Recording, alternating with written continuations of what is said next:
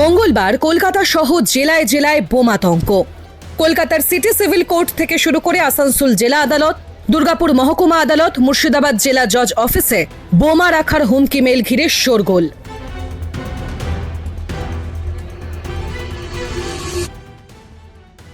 সূত্রের খবর, মঙ্গলবার একটি হুমকি মেল আসে যেখানে দাবি করা হয় সিটি সিভিল কোর্টে বোম রাখা হয়েছে।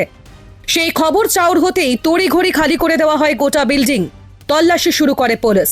তল্লাশি চলে স্নিফার ডগ নিয়েও। ব্যাংকশাল আদালতেও আসে এই হুমকি মেল। এই মেলগুলি কে বা কারা পাঠালো, কি উদ্দেশ্যেই বা এই হুমকি মেল, তদন্ত করে দেখছে পুলিশ। এই খবর সামনে আসতে না আসতেই একের পর এক জেলার আদালতগুলিতেও দেখা যায় একই ছবি।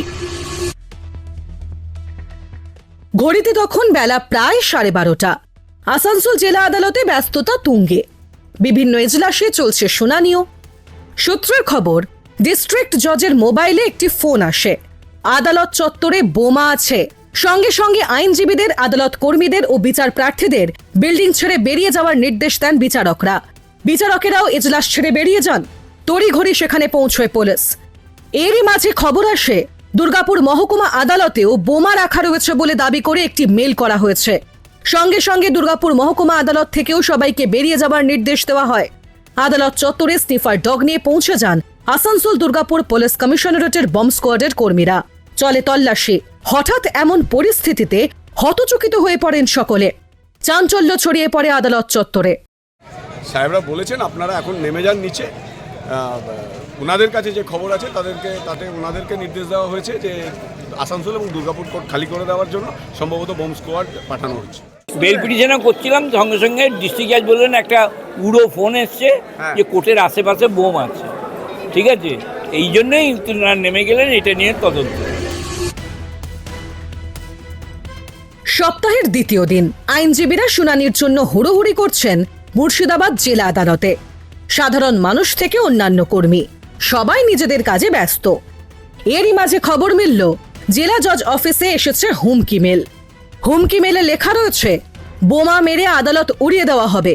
শুধু তাই নয়, মেলে এমন একটি বিষয় উল্লেখ করে হুমকি দেওয়া হয়েছে যা রীতিমতো আতঙ্কের।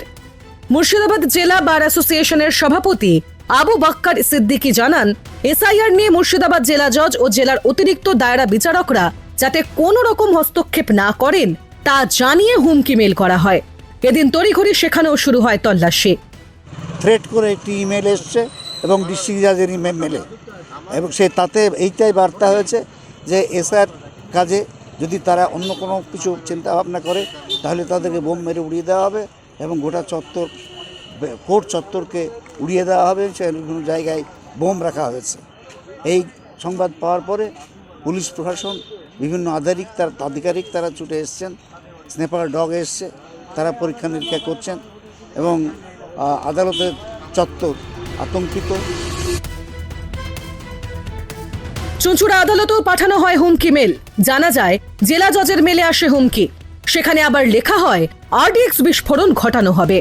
তড়িঘড়ি খবর দেওয়া হয় পুলিশ কমিশনার ও পুলিশ সুপারকে। আদালত চত্বরে পৌঁছয় চন্দননগর পুলিশের স্পেশাল ব্রাঞ্চ।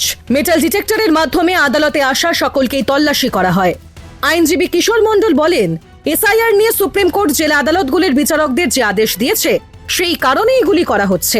এতে যাদের স্বার্থে ঘা লাগছে তারা এই ধরনের কাজ করে থাকতে পারে। দেখুন, এই হুমকি মেল আমি যা খবর পেলাম প্রায় বিভিন্ন আদালতেই এসেছে, বিভিন্ন জেলাতে। আমার মনে হয় যে সুপ্রিম কোর্ট যে আদেশ দিয়েছে নির্বাচনী যে তালিকা এসআইআর যেটা হচ্ছে, তাতে জেলা জজ কোর্টের যারা অ্যাডিশনাল ডিস্ট্রিক্ট জাজ আছেন বা ডিস্ট্রিক্ট জাজ আছেন তাদেরকে বিচার করার ভার দিয়েছে। এবং সুপ্রিম কোর্টের আদেশটা এরকমভাবেই দিয়েছেন যে এই বিচারকরা যে বিচারটা করবেন ধরে নিতে হবে সুপ্রিম কোর্টের বিচারকই বিচার করছে। আমার মনে হয় এর জন্যই কোনো কারণে হচ্ছে যাদের স্বার্থে আঘাত লাগতে পারে আর কি, এসআইআরের কারণে তারাই হয়তো কেউ করে থাকে। এদিনই নবান্নে সাংবাদিক বৈঠক করেন মুখ্য সচিব নন্দিনী চক্রবর্তী। সঙ্গে ছিলেন কলকাতার পুলিশ কমিশনার সুপ্রতিম সরকারও। তাঁরা জানান, জেলা বিচারক এবং অন্যান্য বিচারকেরা যারা এসআইআর এর কাজ করছেন, রাজ্য সরকার তাদের যথাযোগ্য নিরাপত্তা দেওয়ার জন্য প্রতিশ্রুতিবদ্ধ। রাজ্য সরকারের তরফে পুলিশ ঘটনাস্থলে দ্রুততার সঙ্গে পৌঁছে যায় এবং ঘটনার তদন্ত চলে এবং তা মিথ্যে প্রমাণিত হয়। আমরা সরকারের তরফ থেকে সকল বিচারক এবং বিচার প্রার্থীদেরকে এই মর্মে আমরা আশ্বস্ত করছি যে রাজ্য সরকার তাদের সুরক্ষার জন্য সর্বোচ্চ প্রাধান্য দিয়ে বিষয়টা খতিয়ে দেখছে। এটা নিয়ে আমরা পুরো জিনিসটাকে নিয়ে আমরা কিন্তু ইমিডিয়েটলি স্টেপস নেওয়া হয়েছে এবং যাতে সব জিনিসটা সুষ্ঠুভাবে চলে, কোনো আতঙ্কিত যাতে মানুষ না হয়, সেটার জন্যই আজকের এই প্রেস মিট। কি আপনারা জানেন আমাদের সাইবার ক্রাইম উইং যেটা আছে পশ্চিমবঙ্গে এবং কলকাতাতেও, সেটা অত্যন্ত সক্রিয় এবং যেহেতু সাইবার ক্রাইম ইদানিং বড্ড বেশি বেড়েছে, তাই সেই ব্যাপারে আমাদের সিনিয়র অফিসাররা রাউন্ড দি ক্লক সুপারভিশন করেন। এই মেইল ট্রেল ছাড়াও অন্যান্য যেখানে সাইবার অপরাধ হয় সেটা আমরা সক্রিয়ভাবে দেখি এবং এই ক্ষেত্রেও আমাদের সাইবার ক্রাইম উইং খুব সক্রিয়ভাবে কাজ করছে এই মেইল ট্রেলটা খুঁজে বার করার জন্য। প্রসঙ্গত, সুপ্রিম কোর্টের নির্দেশের পরে বিচারকদের একটি বড় অংশ বর্তমানে ভোটার তালিকার বিশেষ নিবিড় সংশোধন প্রক্রিয়ার সঙ্গে যুক্ত। এই হুমকি মেলগুলির সঙ্গে সেই বিষয়টির কোনো যোগসূত্র রয়েছে কিনা তা খতিয়ে দেখছেন তদন্তকারীরা।